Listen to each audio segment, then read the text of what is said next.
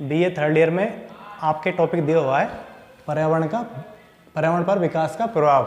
ठीक है, इसे हमें पढ़ना है भारत के संदर्भ में, क्योंकि ये है आपके सेकंड पेपर में। ठीक है, तो इसे हम भारत के संदर्भ में पढ़ेंगे। सबसे पहले हम देख लेते हैं पर्यावरण क्या होता है और विकास क्या होता है। तो पर्यावरण जो है आपने फर्स्ट ईयर में पढ़ा था, पर्यावरण अजैविक जैविक घटकों से मिलकर बनता है और इनकी जो आपसी अंतःक्रिया होती है वो भी इसमें शामिल रहती है। जैसे मृदा, वायु, जल, ये अजैविक घटक थे।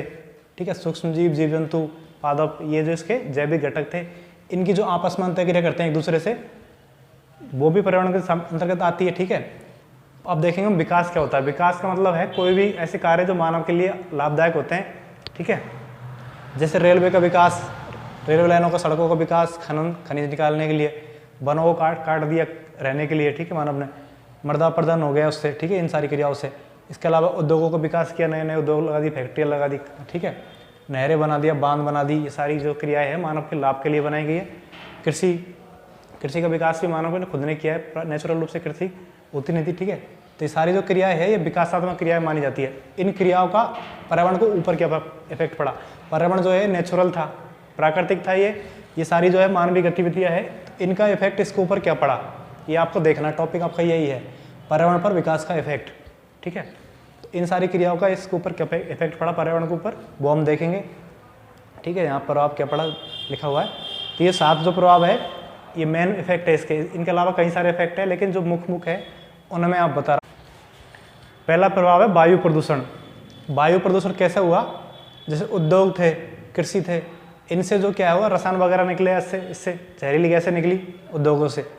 वो कहाँ गई, वायु, हवा में गई वो। ठीक है, हवा में जाने के बाद वो वायु में मिक्स हो गई और जिससे हवा प्रदूषित होगी और जहरीली बन गई। ठीक है, मानव के श्वसन के लिए भी और दूसरे जीव जंतु है उनके लिए भी वो हवा जहरीली बन गई। ठीक है, जल प्रदूषण, उद्योगों से जो कचरा निकला, कृषि से जो रसायन वगैरह कृषि में यूज हुआ। ठीक है, इससे क्या हुआ, इससे पानी जो है हमारा, इन क्रियाओं से पानी जो है हमारा वो प्रदूषित हो गया। ठीक है, पानी में अवांछित तत्व मिल गए जिससे वो प्रदूषित कहलाता है। ठीक है, तो ये भी एक समस्या पैदा हुई जल प्रदूषण की। मृदा प्रदूषण कैसे हुआ, इन क्रियाओं से।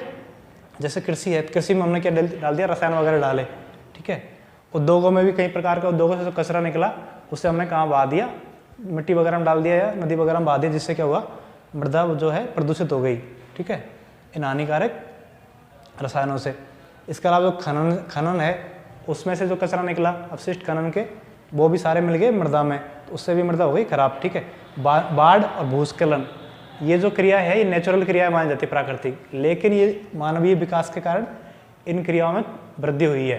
ठीक है, वो किस तरह से हुई है, जैसे सड़कें हैं, रेलवे वगैरह, इनका विकास किया मानव ने। पहाड़ी इलाकों में सड़कें बना दी, खनन कर रहे हैं, वहाँ पर जो खनिज वगैरह है वो निकाल रहे हैं। जैसे अरावली है, हिमालय है, तो वहाँ पर क्या कर रहे हैं, खनन कर रहा है मानव। पेड़ों को काट दिया वहाँ पर रहने के लिए, उससे क्या हुआ, जो मिट्टी है वो कमज़ोर हुई, वहाँ की पर्वत जो मिट्टी है पहाड़ों के, वो कमज़ोर होगी और बारिश के साथ वो नीचे खिसक के आ जाती है, जिसे हम बोलते हैं भूस्खलन। तो भूस्खलन की समस्या भी इससे बड़ी है। ठीक है, बाढ़ की समस्या इससे कैसे बड़ी है, जैसे खेती करते हैं या फिर उद्योग वगैरह है। ठीक है, और कई सारे जो कारक है उनसे क्या हो रहा है, कचरा निकल रहा है।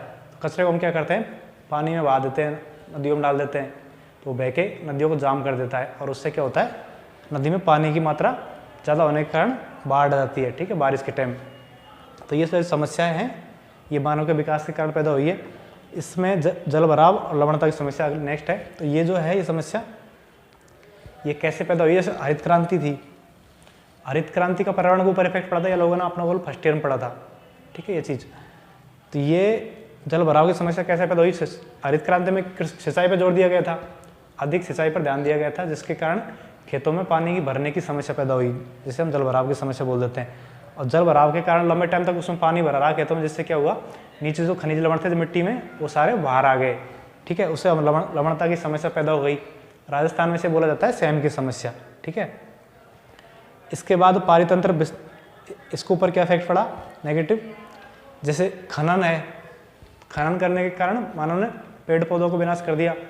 ठीक है, मृदा अपरदन है, कृषि है, कृषि के लिए ज़मीन को साफ कर दिया, पेड़ों को काट दिया। ठीक है, उद्योगों के लिए ज़मीन साफ की। इस सारी क्रियाओं से क्या हुआ, पारितंत्र नष्ट हो गया। पेड़ पौधे, जीव जंतु जो थे वो सारे नष्ट होते जा रहे हैं, लगातार उनकी संख्या कम होती जा रही है, जैव विविधता कम होती जा रही है। तो ये सीधा इफेक्ट पड़ रहा है पारितंत्र के ऊपर।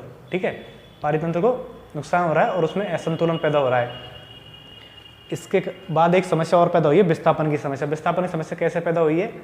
कुछ इलाकों में जो है खनन, रेलवे वगैरह बनाने से या नहर वगैरह बनाने से या बांध वगैरह बना दिए बड़े बड़े, तो उससे क्या हुआ, वहाँ के जो लोग थे मूल निवासी वहाँ पे जो रहते थे पहले, उनको छोड़कर कहीं और जगह जाना पड़ा मजबूरी में, ठीक है। तो इससे विस्थापन की समस्या पैदा हुई है।